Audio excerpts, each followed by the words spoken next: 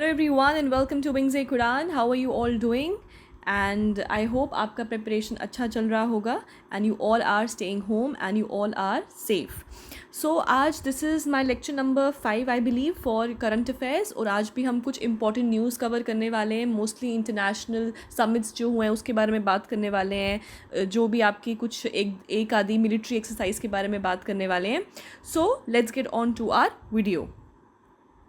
So the first question is, who is, all right. So the first question is, who is India's permanent representative at UN? So UN stands for United Nation. United Nation के ऊपर एक पूरी full fledge video है. आई will recommend everybody कि आप उसको देखें, क्योंकि हाल ही में जो UN है has been a lot in news, चाहे वो आपका WHO हो या आपका यूनाइटेड नेशन सिक्योरिटी काउंसिल हो, वो दोनों ही बहुत ज़्यादा न्यूज़ में रह चुके हैं. सो आई विल रिकमेंड कि आप वो सब भी अच्छे से पढ़ लें. सो अब वो पूछते हैं कि who is India's permanent representative at UN, कि आज के टाइम पे, मतलब नाउ रिमेंबर कि it keeps on changing, right. So ये चेंज होते रहते हैं. अब अगर हम प्रेजेंट की बात करें, presently who is the India's permanent representative? Is it number 1 Ashok Kumar? Is it B TS Trimurti? Is it C Hardeep Singh Puri? और is it D Syed Akbaruddin? So आप याद रखिएगा, एट प्रेजेंट जो इंडिया का परमानेंट रिप्रेजेंटेटिव है at United nation, it is TS Trimurti. So आपको ये question पूछ सकते हैं क्योंकि ये हाल ही में बहुत ज़्यादा न्यूज़ में भी था. So TS Trimurti is presently the India's permanent representative at United Nations. Fine. Okay, so question number 2. Question number 2 is, who is the current chairman of NAM? So first of all, what is NAM? NAM stands for Non-Alignment Movement. Non-alignment movement. So NAM का full form ये है. अब NAM के बारे में थोड़ा सा हम जान लेते हैं कि NAM है क्या एक्चुअली में. NAM actually started in 1955. हुआ क्या था, it was formed during the cold war. ये उन कंट्रीज़ का ग्रुप है. ये एट प्रेजेंट इसमें 120 मेंबर्स हैं, और ये वो 120 मेंबर्स हैं जिन्होंने आफ्टर द कोल्ड वॉर किस किस के बीच में, USA एंड USSR, मतलब at present major portion of Russia and of course USA. USSR का जो मेजर पोर्शन था वो आपका रशिया का था, इसलिए हम USSR को बहुत बारी रशिया के साथ ही लेते हैं, जबकि सिर्फ रशिया नहीं था, उसके अलावा भी जो उसके नेबरिंग बहुत कंट्रीज़ हैं जो एक्चुअली में USSR का पार्ट थी. बट हम मानते हैं कि USSR क्योंकि मेजर पोर्शन रशिया में पड़ता है तो हम रशिया के साथ ही उसको लिंक कर देते हैं. So it was form during the cold war. जब कोल्ड वॉर के टाइम पे उन कंट्रीज़ ने बोला कि they don't want to be, मतलब जैसे था कि USA और USSR, तो आपको इन दोनों में से एक ग्रुप के साथ होना है, राइट. तो ये उन कंट्रीज़ का ग्रुप था जिन्होंने बोला कि हमको इन दोनों के साथ होना नहीं है. Who didn't wanted to join neither USA nor USSR, but they sought to remain independent और neutral. So they wanted to remain independent and neutral. तो उन्होंने बोला कि हमको इन दोनों में से किसी के साथ भी नहीं जाना है. फाइन. तो अभी ये न्यूज़ में इसीलिए था क्योंकि हाल ही में इनकी समिट हुई है. तो हाल ही में इनकी समिट हुई है, इसलिए ये इतना ज़्यादा न्यूज़ में था. ओरिजिन कब हुआ है NAM का? 1955 में हुआ है. अगर हम इसकी फर्स्ट मीटिंग की बात करें, so origin in 1955, but the origin in 1955, but इसका फर्स्ट मीटिंग हुआ है 1961 में. So origin in 1955, but the first meeting took place in 1961 at, where did it took place? It took place at Belgrade. So it took place at Belgrade. What took place? First meeting of NAM, Non-Alignment Movement. उसका first meeting took place in 1961. कितने members हैं? At present there are 120 members. तो at present इसमें 120 members हैं, and of course India is also its part. अब आप याद रखिएगा, हाल ही में इनकी summit हुई थी. अब summit का थीम क्या था? summit का थीम था United Against What? COVID-19. तो ये इनका समिट का थीम था कि we all are united, we stand united against COVID-19. अब समिट हुआ है तो किसी ना किसने तो चेयर भी किया होगा. सो किसने चेयर किया था? Number 1 was it Angola, number 2 was it Azerbaijan, number C was it Iran, और number D was it Venezuela. So याद रखिएगा, जो हाल ही में समिट हुई है उसमें एजरबैजान, जिसका कैपिटल इज़ बाकू, उन्होंने इसकी चेयरमैनशिप किया था. Fine. Okay. Question number 3, between which two countries was the Panchsheel, ये पंचशीट नहीं है, ये पंचशील एग्रीमेंट साइंड। अब वो बोलते हैं कि पंचशील एक एग्रीमेंट है, और ये क्वेश्चन बहुत बारी पेपर में आता है, ये क्वेश्चन CDS में भी पूछा गया है कोई 1-1.5 साल पहले। So Panchsheel becomes important according to your exam point of view. अब वो पूछते हैं कि बिटवीन कौन कौन सी 2 ऐसी कंट्रीज है जिनके बीच में पंचशील एग्रीमेंट वॉज साइंड। सबसे पहली बात, पंचशील आज साइन नहीं हुआ है, कल साइन नहीं हुआ है, 10 साल पहले साइन नहीं हुआ है, ये 1954 में साइन हुआ था। अगर हम डिटेल की बात करें तो अप्रैल 29, 1954 में ये जो है पंचशील एग्रीमेंट वॉज साइंड। अब जिन 2 कंट्रीज़ के ये बीच में साइन हुआ है, उन 2 कंट्रीज़ का हाल ही में, मतलब हाल ही में तो नहीं बट पिछले 1-1.5 साल में बहुत ज़्यादा न्यूज़ में रही हैं, क्योंकि उन दोनों के बीच में बहुत टेंशन चल रहा था। इसलिए Panchsheel becomes important from your exam point of view. So the agreement was sign between, was it India Pakistan, was it India Nepal, was it India China, और was it India US? So remember the Panchsheel agreement was sign between India and China. अब पंचशील है, सो पंच का मतलब होता है 5, सो it was an agreement of 5 चीज़ों के ऊपर इन्होंने एग्रीमेंट किया था। वो चीज़ें क्या थी आप एक बार सुन लीजिए, और पेपर में अगर जस्ट इन केस अगर आपको पूछा जाए, so you know which option to mark, आप एक बारी सुन लीजिए। पहला agreement was mutual respect for each others territorial integrity and sovereignty. तो उन्होंने म्यूचुअली एग्री किया था कि हम एक दूसरे के साथ जो टेरिटोरियल इंटेग्रिटी है, एक दूसरे को रिस्पेक्ट करेंगे, भाईचारा बना के रखेंगे, और एक दूसरे की सोवरेनिटी को भी रिस्पेक्ट करेंगे।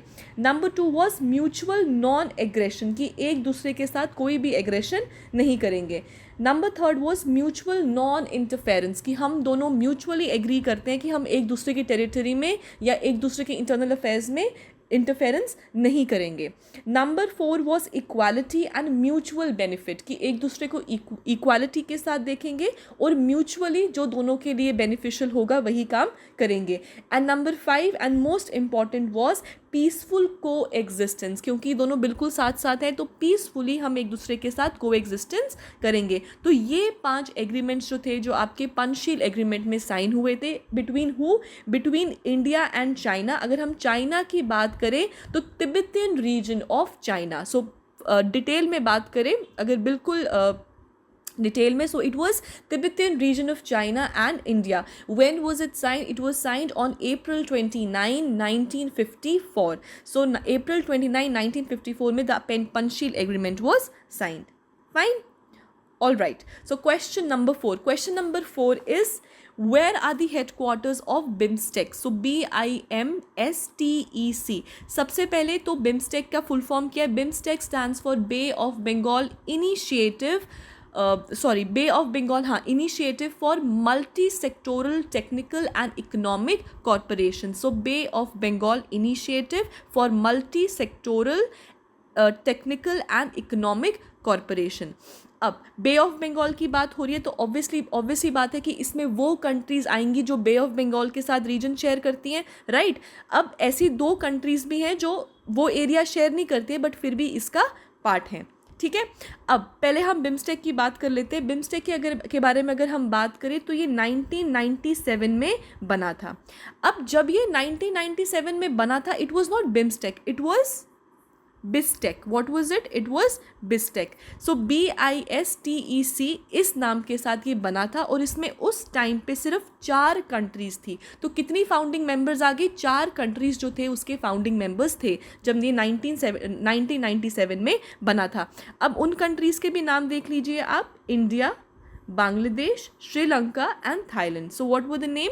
India, Bangladesh, Sri Lanka and Thailand. अब आप देखो ये जितनी भी कंट्रीज़ हैं वो सारी की सारी बे ऑफ बंगाल का जो पानी है उसके ही साथ लगती हैं। तो इन 4 कंट्रीज़ ने 1997 में शुरुआत की थी बिस्टेक की, बिम्स्टेक की नहीं, बिस्टेक की, जो लेटर ऑन जब 2004 में बाकी की 4 कंट्रीज़, बाकी की 3 कंट्रीज़ ने इनको ज्वाइन किया, फिर ये जाके बिम्स्टेक बन गया। So what were the name of the other countries? The name of the other countries were Myanmar, share करता है बॉर्डर, नेपाल नहीं करता है, ऊपर की तरफ है, लैंडलॉक्ड कंट्री है, और Bhutan, again a landlocked country, but ये दोनों भी जो है बिम्स्टेक का पार्ट है। सो कितने कंट्रीज़ होगी इसकी मेंबर्स? 8 कंट्रीज़ होगी। कौन कौन सी? Sri Lanka, Bangladesh, Bhutan, India, Thailand, Myanmar, Nepal. Sorry, कितनी होगी आपकी? 7 कंट्रीज, क्योंकि 3 कंट्रीज ने 2004 में इसको ज्वाइन किया था। सो 7 कंट्रीज जो है at present are the members of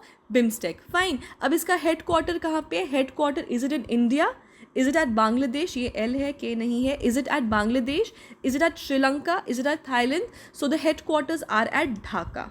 कहाँ पे है? ढाका में। Where is Dhaka? Bangladesh. So आप याद रखिएगा, बिम्स्टेक का head quarters it is at Dhaka, Bangladesh. Fine, all right. Question number 5.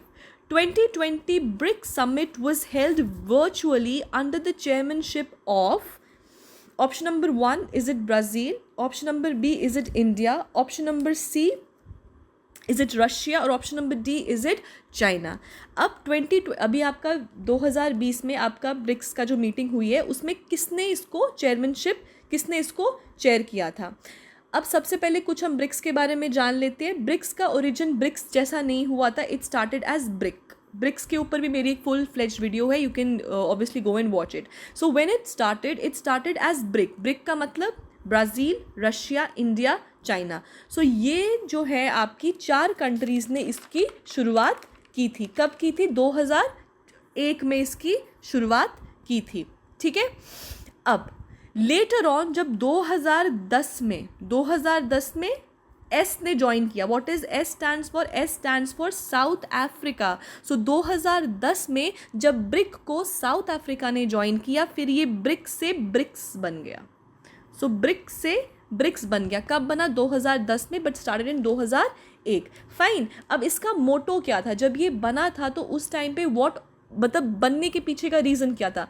बनने के पीछे का रीज़न था nations economies world come to collectively dominate global growth by 2050। मतलब जितनी भी ये सारी कंट्रीज़ हैं, they all are coming together. ये इकोनॉमीज़ ऑफ द वर्ल्ड है और ये सब के सब नेशंस इकट्ठे आने वाले हैं और 2050 तक, मतलब विजन ऑफ 2050, 2050 तक ये सब की सब ग्लोबल ग्रोथ को डोमिनेट करेंगी।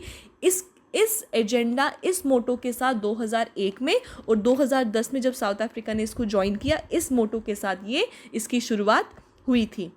Fine, all right. अब अगर हम बात करें, मैंने आपको बता दिया कौन कौन सी कंट्रीज़ हैं इसके साथ रिलेटेड, ईजी टू रिमेंबर, क्योंकि जो नाम है उसी में ही कंट्रीज़ का नाम है, so it is very easy to remember.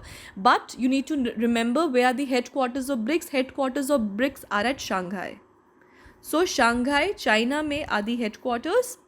Fine, अब 2020 का जो समिट हुआ है उसको चेयर किसने किया है? तो उसको चाइना ने चेयर नहीं किया है, इंडिया ने नहीं किया है, रशिया ने किया है। सो रिमेंबर कि जो आपका रशिया है उसने 2020 का समिट जो है उसको चेयर किया है। और इसका मोटो क्या था? मोटो ये था, BRICS partnership for global stability, shared security and innovative growth. मतलब ये जितनी भी कंट्रीज़ हैं उनका पार्टनरशिप है towards what? Towards global stability, क्योंकि पैंडमिक का टाइम था है और आपका मतलब उस टाइम पर भी था, इस टाइम पर भी है, अब तो 2021 में आ गए हैं। सो पैंडमिक का टाइम था तो हमको सब कंट्रीज़ का इकोनॉमिक लॉस तो हुआ ही है, मैन पावर का लॉस भी हुआ है, इकोनॉमी का लॉस भी हुआ है। So we all have partnered together for the global stability. Security को शेयर करेंगे और इनोवेटिव ग्रोथ के बारे में हम लोग बात करने वाले हैं। सो किसने समिट में हेड किया था? It was head by who? It was head bye Russia. ठीक है, सो रशिया ने इस समिट को हेड किया था। All right. Next, question number 6. RATS, or simply RATS, is a permanent body under which of the following organizations? So RATS is a permanent body. It is one of the permanent bodies. 2 permanent bodies हैं इस organization की और उन दोनों में से एक जो permanent body है उसका नाम है RATS. ठीक है, अब वो पूछते हैं कि ये कौन सी organization की एक permanent body है। Number 1, is it SCO? ठीक है, so number 1, is it SCO? Number 1, is it OPEC? Number C, is it G20, group of 20 nations? और number D, is it group of 7 nations, that is G7? सबसे पहले what does RATS stand for? So RATS stands for Regional Anti-Terrorist Structure. So it stands for Regional Anti-Terrorist Structure, short form RATS. ठीक है। अब anti terrorist है, मतलब ये किसके बारे में बात करता है? It talks about combating your regional terrorism, separatism and extremism. ये 3 एजेंडाज के ऊपर काम करता है कि हमको कॉम्बैट करना है, ख़त्म करना है टेररिज्म को, रीजनल टेररिज्म को, सेपरेटिज्म को, जो सेपरेट करते सेपरेटिस्ट ग्रुप्स होते हैं उनको ख़त्म करना है, और एक्सट्रीमिज्म को हमको इसको इराडिकेट करना है। And it is a permanent body of SCO। ये SCO का एक परमानेंट बॉडी है। It is one of the permanent bodies of SCO। कितनी परमानेंट बॉडीज़ हैं? 2 परमानेंट बॉडीज़ हैं इसकी। एक है आपका सेक्रेटेरिएट, ठीक है। So number 1 is secretariat and number 2 is your ये आपका रैट्स। तो ये दोनों जो है इसकी परमानेंट बॉडीज़ हैं। अब एक और चीज़ आप याद रखिएगा कि SCO का जो आपका 20th समिट हुआ है, the 20th summit of SCO, उसको हेड किसने किया था? It was head by the Russian president. तो जो रशिया के प्रेसिडेंट हैं व्लादिमीर पुतिन, उन्होंने इसको हेड किया था। जो 20th समिट हाल ही में इसका हुआ था, उसका SCO का इन्होंने ही इसको हेड किया था। अब SCO can be asked in the exam for a very big reason, मतलब for a very important reason. Important reason ये है, अगर हम SCO की बात करें, SCO की शुरुआत हैपेंड इन 2001। सो SCO की शुरुआत हैपेंड इन 2001। तो 2021 में क्या होगा? 2021 में इसकी 20th एनिवर्सरी होगी। सो 20th एनिवर्सरी होगी आपकी SCO की, और SCO ने बोला है जो 2021 होगा, it is going to be SCO's year of culture. क्या होगा? It is going to be SCO's year of culture. अब इसी एजेंडा और मोटो के चलते इंडिया ने अनाउंस किया है कि वो 2021 में क्या करने वाला है? नेशनल म्यूज़ियम में एक एग्जीबिशन कंडक्ट करेगा, जहाँ पे सारे SCO मेंबर्स जो हैं वो आने वाले हैं, ठीक है।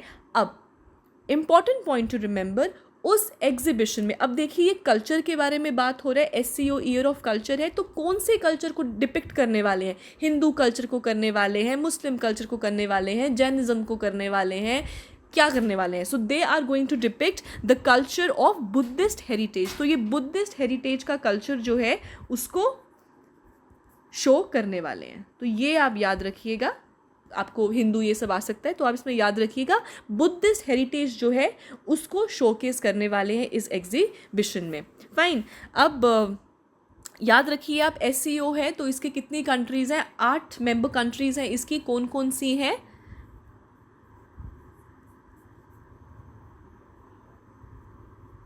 सो Russia, Kyrgyzstan, Uzbekistan, Kazakhstan, Tajikistan, Pakistan, India, China. सो ये सब जो हैं आपकी SCO की जो है आपकी member countries. So there are 8 member countries of SCO। Clear? So question number 7, who among the following are initiated as are invited, ये initiated नहीं है, ये invited है, are invited as great countries to attend the G7 summit, जो कब होने वाला है? 2021 में होने वाला है। सबसे पहले तो G7 summit में G7 में कितनी कंट्रीज़ हैं आपकी? Germany, Italy, France, Japan, USA, UK and Canada. So Canada joined the G7 in 1976, उसने उसको ज्वाइन किया था। और अभी जो समिट 2021 में होने वाला है उसमें कौन कौन सी कंट्रीज़ को इनवाइट किया गया है? Is it south Korea, is it Australia और इज़ इट इंडिया, या ऑल ऑफ द अबव? तो याद रखिएगा it is all of the above. All जितनी भी 3 कंट्रीज़ हैं ऊपर, साउथ कोरिया, ऑस्ट्रेलिया, इंडिया, उन सबको इन्वाइट किया गया है। G7 कंट्रीज़ ने इन्वाइट किया है कि आप आइए और हमारी समिट में एज गेस्ट जो हैं वो रहिए। अब इनिशियली G7 नहीं था, G8 था, क्योंकि रशिया भी था इसमें, लेकिन 2014 में रशिया का एग्जिट हो गया। क्यों हुआ? क्योंकि रशिया ने जो है इलीगली माना जाता है कि रशिया ने जब अपना एनेक्सेशन किया यूक्रेन की टेरिटरी को, तो उन्होंने बोला कि जो है Russia can not be a part of G8। So Russia चला गया तो ये G7 बन गया। और कनाडा ने कब ज्वाइन किया? कनाडा ने ज्वाइन किया 1976 में। और अगर जो बाकी की कंट्रीज़ इसको ज्वाइन करेंगी तो ऑब्वियसली G7 से ये G11 भी बन सकता है। G4, G7, G8, G11, G10, D10, इसके ऊपर मेरा एक full fleshed video already available है। You all can go to the wings ए कुरान प्लेलिस्ट। मेरी प्लेलिस्ट में जाइए और वहाँ पे इंटरनेशनल रिलेशंस, इंटरनेशनल ऑर्गेनाइजेशंस के ऊपर ये वाला भी एक फुल फ्लेश्ड वीडियो है। Fine. All right. So question number 8. Question number 8 is which country has announced its exit?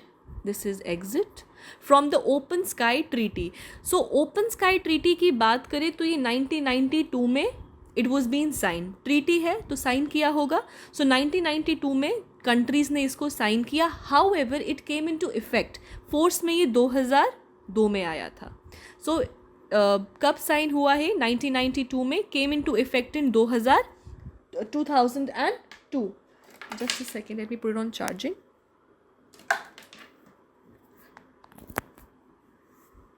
All right. हाँ, सो 2002 में क्या आया है ये जो है आपका इफेक्ट में आया है. अब वो कहते हैं कि कौन सी ऐसी कंट्री जिसने बोला है कि हम जो हैं we are very soon going to exit from the open sky treaty. Is it US, is it Russia, is it Turkey और इज़ इट यूके? सो याद रखिएगा इट इज़ यूएस. यूएस ने बोला है कि हम लोग जो है इस ट्रीटी से जाने वाले हैं. जाने इसीलिए वाले हैं क्योंकि यूएस कहता है कि रशिया जो है वो बहुत स्मार्ट बनता है और ये ओपन स्काई ट्रीटीज़ को हर बारी जो है वायलेट करता है, जिसके चलते जो ऑथेंटिसिटी है या जो पावर है इस ट्रीटी का वो वायलेट होता है, जिसके चलते यूएस इज़ लाइक कि हम लोग इस ट्रीटी से एग्ज़िट करने वाले हैं. नाउ एक ये ट्रीटी से एग्ज़िट हो रहा है. इसके अलावा अगर हम रशिया की बात करें तो रशिया इज़ ऑल सेट अपना इंटरनेशनल स्पेस स्टेशन बनाने के लिए. It is all set. उसने बोला है कि मैं जो हूँ वो इंटरनेशनल स्पेस स्टेशन जो जितनी भी कंट्रीज़ ने स्पेस में अपना स्टेशन बनाया है उससे एग्ज़िट करने वाला हूँ और मैं जो है अपना खुद का बनाऊँगा space station. Fine. Space station जो है उसके ऊपर भी मेरा 1 minute dose is available. I will recommend all of you to kindly watch that. Fine. All right. Okay. Question number 9. Who became the first female vice president of USA? अच्छा, एक और चीज़ याद रखिएगा, इंडिया और चाइना दोनों ही open sky treaty का part नहीं है. सो आप ये भी चीज़ याद रख सकते हैं. अब next question, who became the first female vice president of USA? अब हिस्ट्री बनी है जिसमें फर्स्ट फीमेल वाइस प्रेसिडेंट जो है वो यूएसए में आई हैं. उनका नाम क्या है? Number 1 is it Meena Harris, number B is it Kamala Harris, number C is it Jill Biden और option number D is it none of the above. तो आपको याद रखना है फर्स्ट फीमेल, और it is a very proud moment for India also because she is an Indian origin. इनका जो origin है शी इज़ थोड़ा क्या कहते हैं 50% she is Indian also. So first female vice president जो यूएसए की बनी है और साथ में she is Indian origin, it is Kamala Harris. She is going to be the 49th vice president of US. So she is going to be the 49th vice president of US and the first women to be the vice president and the highest ranking female official. So ये highest ranking female official भी पहली होने वाली हैं. अब who is the president is Joe Biden. Joe Biden जो है इसके president बने हैं. अब कौन सी पार्टी को belong करते? तो याद रखिएगा डेमोक्रेटिक. सो डेमोक्रेटिक को ये belong करते. इससे पहले जो डोनाल्ड ट्रम्प थे he belong to Republican. Fine. All right. Question number 10. Question number 10 is who among the following has the largest shareholder of NDA? पहली बात ये NDA नहीं है, ये NDB है, न्यू डेवलपमेंट बैंक है. ठीक है. अब सबसे इनमें से कौन सी कंट्री है जिसका लार्जेस्ट शेयर होल्डर है वो NDB में? So new Development bank. सबसे पहले आप याद रखिएगा 2014 में ये न्यू डेवलपमेंट बैंक बना था. अब याद रखिएगा ये ब्रिक्स बैंक भी है. ठीक है. So it is also known as the BRICS bank और द न्यू डेवलपमेंट बैंक. ये 2014 में बना था. Where are the headquarters? The headquarters are at Shanghai. ठीक है. Headquarters are at Shanghai and 2014 में ये जो है आपका डेवलपमेंट बैंक ये बना था. और कौन सी कंट्री है जिसका लार्जेस्ट शेयर होल्डर है? So it is China. So China, India, Brazil और South Africa. It is China followed by India. तो दूसरे नंबर पे हमारा हिंदुस्तान है, प्यारा भारत, और उससे ऊपर it is China. Fine. All right. Question number 11. Yudh Abhyas is a military exercise between which of the following countries? Is it A, India, Nepal? Is it B, India, US? Is it C, India, China? और is it D, India, Sri Lanka? So याद रखिएगा युद्ध अभ्यास जो है वो India और USA की मिलिट्री एक्सरसाइज है. कौन सी है जी? आर्मी एक्सरसाइज है. ठीक है. सो जो आर्म्ड फोर्सेस, जो आर्मी एक्सरसाइज है वो है आपका युद्ध अभ्यास, और ये इंडिया यूएसए के बीच में एक मिलिट्री आर्मी जो है एक्सरसाइज है. Okay. Question number 12. On which river is China planning to build its first downstream dam? अब सबसे पहले तो ये जो फर्स्ट डाउनस्ट्रीम डैम है ये एक built run of river dam है. अब रन ऑफ रिवर डैम क्या होता है? रन ऑफ रिवर डैम होता है जिसमें इलेक्ट्रिसिटी जनरेट होता है बाय नेचुरल फ्लो. जो आपका रिवर है उसका फ्लो इतना ज़्यादा होता है कि नेचुरली उसमें इतना एनर्जी है, इतनी क्या कहते हैं पोटेंशियल एनर्जी है, और मूवमेंट में है तो काइनेटिक एनर्जी इतनी ज़्यादा है कि वो जिस स्पीड से चलेगा वो अपना इलेक्ट्रिसिटी जनरेट कर सकता है. So it is run of project. ये रन ऑफ रिवर डैम है जिसमें नेचुरल फ्लो और elevation drop of the river जो है उसको यूज़ किया जाएगा टू जनरेट इलेक्ट्रिसिटी. फाइन. और ये फर्स्ट ऐसा डाउनस्ट्रीम, ऑब्वियसली बात है ना, डाउनस्ट्रीम ही तो रिवर का पानी तेज़ होगा. सो ये पहला डाउनस्ट्रीम रिवर जो है प्रोजेक्ट है चाइना का. अब वो पूछते हैं कि ये कौन सी रिवर के ऊपर है. Is it number 1 Yarlung Tsangpo? Is it B Mekong? Is it C Salween? Is it D Irrawaddy? Irrawaddy की डॉल्फिन्स आर ऑल्सो वेरी मशहूर, तो आप ये भी याद रखिएगा. Irrawaddy dolphins are also very important. तो हाँ, so let's get back to the question. अब इस क्वेश्चन के अलावा चाइना कौन सी रिवर के ऊपर प्लान करता है?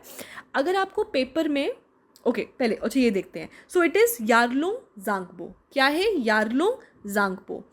अब आपको हो सकता है पेपर में ये नाम ना दिखें, आपको गंगा, इंदस या आपको ब्रह्मपुत्रा ऐसे नाम दिखे, तो याद रखिएगा ऐसे नाम दिखेंगे तो आपने ब्रह्मपुत्रा को टिक करना है. क्यों टिक करना है? क्योंकि जो यारलुंग जांगपो है वो ट्रिब्यूटरी है ब्रह्मपुत्रा की. 2 तरीके की होती हैं, ट्रिब्यूटरी, डिस्ट्रीब्यूटरी. ट्रिब्यूटरी होगी जब छोटी छोटी रिवर्स एक बड़ी को ज्वाइन करती हैं. डिस्ट्रीब्यूटरी होगी जब एक बड़ी रिवर टूट के डिस्ट्रीब्यूट हो जाती है. सो यारलुंग जांगपो जो है वो ब्रह्मपुत्रा की ट्रिब्यूटरी है. सो अगर आपको यारलुंग जांगपो दिखा तो वेरी गुड, उसको टिक मार दीजिए. अगर आपको ऐसे नाम ना दिखे, ब्रह्मपुत्रा दिखा, इंदस दिखा, जमुना दिखा, तो आपको किसको मार्क करना है? ब्रह्मपुत्रा को मार्क करना है. आपको हो सकता है पेपर में सियांग भी लिखा हुआ दिखे, मतलब ब्रह्मपुत्रा नहीं लिखा होगा, सियांग लिखा होगा. तो याद रखिएगा ब्रह्मपुत्रा को सियांग के नाम से भी जाना जाता है चाइना में. लेकिन अगर हम बिल्कुल डिटेल की बात करें कौन सी रिवर है, तो it is Yarlung Jangpo which is a tributary of Brahmaputra. अगर हम यारलुंग जांगपो की बात करें तो ये कौन से ग्लेशियर से ओरिजिनेट करती है? लुनपो गैंगरी. तो याद रखिएगा लुनपो गैंगरी उस ग्लेशियर से ओरिजिनेट करती है जो तिब्बतियन प्लेट्यू में है. और तिब्बतियन प्लेट्यू जो है उसको रिगार्ड किया जाता है एज द थर्ड पोल. और सो इसको रिगार्ड किया जाता है ऑल्सो एज द थर्ड पोल. ठीक है, इसके बारे में डिटेल में अपने नेक्स्ट वीडियो में करूँगी. Fine. So this was all for today. I hope these questions are beneficial to you and please stay home, stay safe और साथ में अपना preparation भी करते रहिए. Thank you guys and have a nice day.